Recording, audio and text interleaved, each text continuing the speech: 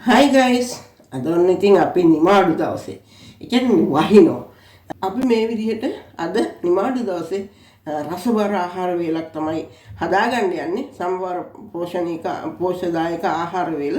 ඇත්තටම මේ වගේ දෙයක් අපි උදේ දැන් උදේ 9ට කිට්ටුයි 9ට 10ක් විතර වගේ තියෙනවා. ඉතින් අපි මේක හදාගෙන කැමරට ගන්නකොට අපිට දිගු වෙලාවක් බඩගින්න නැතුව රැඳිලා ඉන්න පුළුවන්. ඇත්තටම කියන්නේ උදේ ගන්න ආහාර වේල ඇත්තටම හුඟක් හොඳට ගන්න ඕනේ.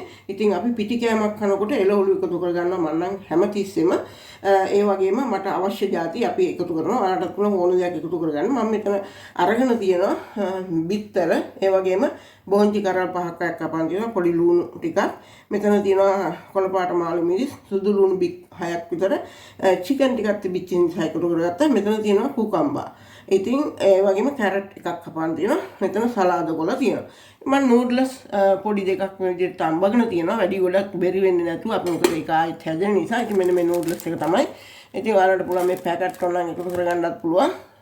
ඔය කැමති කෙනෙක් ඉන්නවනම් ඒව අලුත් නිසා නැත්තම් අපිට එකතු කරගන්න තු හදාගන්නත් පුළුවන්. ඉතින් ඒ වගේම මම ඔන්න උල්හාල් සමග සුදු ලුණු සම්බන්ධ මේ විදිහට තියෙනවා. ඉතින් ඒවත් අපිට ගොඩක් හොඳයි. ඒක ඉතින් අපි දන්නවා හැමතිස්සෙම අපි කන ආහාර වේලට එකතු වෙනවා. අපි වාතය කියන දේ තියෙනවනේ. සෙම පිත්ත වාතය කියලා. එතකොට අපිට පුළුවන් මේ වගේ එකක් හදාගෙන ඒක බොන ගමන් මේ වගේ ආහාර වේලක් හදාගන්න. ඉතින් මේක ගොඩක්ම අපිට වැදගත්. ඒක අඩු කරගන්න කෙනෙකුට සාමාන්‍යයෙන් ඉතින් ඒක ලෙඩ ඕනම කෙනෙකුට තියෙනවනේ. ඒ වගේ දේවල් වලට මේක අපිට කැමරට ගන්න පුළුවන්. රතු බත් ටිකක් එක්ක එකතු කරන උදේට පුළුවන්. පිටි කැම නැතුව ඒ වගේ හදාගෙන රසට කන්නත් පුළුවන්. හුඟ වෙලාවක් බඩගින්න ඉන්නත් පුළුවන්. එතකොට අපිට ඇඟත් අඩු කරගෙන ලෙඩත් සුව කරගෙන මේ වගේ ආහාර වේලක් එකතු කරගෙන කන්න. ඉතින් මේ වගේ වේලක් ඔයාලත් හදාගන්නයි කියලා මම ඔයාලට කියනවා. අපිට පුළුවන් ඒ ඕන එළවලුවක් එකතු කරගන්න. ඉතින් මේවා අපිට අවශ්‍යම දේවල්. පුංචි ළමෙකුණත් කන්න ආසයිනි පාටට ලස්සනට තියෙනකොට. ඉතින් අපි බලමු මේ කොහොමද හදාගන්නේ කියලා. මම මේ ඔක්කොම එකතු කරගෙන මේ චිකන් ටික උනත් මේ කැම්බෙන මේ ලොවිත් එක්ක මේ ගානට කැම්බෙනවා. මොකද කටුවනම් මලන්න නැති නිසා මෙන්න මේ විදිහට තමයි ලුණු ටිකක් මෙයා කරගන්නේ. ඉතින් මම පහ ටිකක් එකතු කරගත්තා. ගම්බිරි ලුණු ඔය ටික එකතු කරගෙන තමයි හදන්නේ. ඉතින් ඔයාලට පුළුවන් මේක ටිකක් කන්න කැමති අය ඉන්නවනම් පොඩ්ඩක් ඒ විදිහට එකතු කරලා කූකම්බ වෙනකොට වෙන මොනවා හරි එකතු කරන්න පුළුවන්. ඉතින් මේක හොඳයි. රසට හදාගෙන රසට කන්න මේ විදිහට ඔයාලා try කරන්න. විනාඩි 4ක් මම මේ විදිහට උයාගත්තා. ඊට පස්සේ නූඩ්ලස් ටික එකතු කරනවා. මේක උඩින් මම සලාද කොළ ටිකක් එකතු කර ගන්නවා.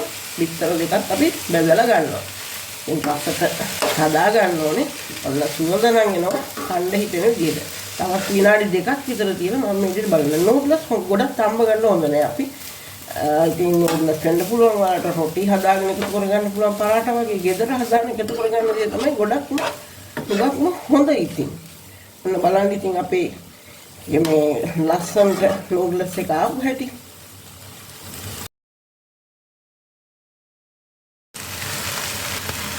අපි අවසානට සලාද කොළ ටිකත් එකතු කරගත්තා. විනාඩි 7ක් යනකොට මම මේක උයාගත්තා. බලන්නකෝ සුවඳ රස ගුණේ ඔක්කොම එකතු කරගෙන හදාගත්තා.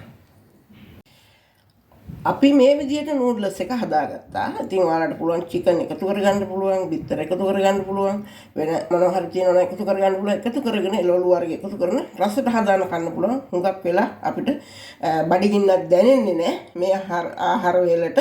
ඉතින් ඒ වගේම තෙල් ගොඩක් එකතු කරගන්න නැතුව අපිට පුළුවන් හදාගන්න. ඉතින් අද මට ඔලිව් ඔයිල් තිබුණේ නැහැ. ඉතින් අපිට පුළුවන් පොල් තෙල් පාවිච්චි කරන්න පුළුවන්. ඉතින් මොනවා හරි තියෙන තෙල් జాතියක් බොහොම පොඩ්ඩක් එකතු කරගෙන හදාගන්න පුළුවන්. ඉතින් අපි මේ විදිහට හදුවා. ඉතින් අපේ පුංචි channel එක මම ආදරෙන් ඔයාලට මතක් කරනවා.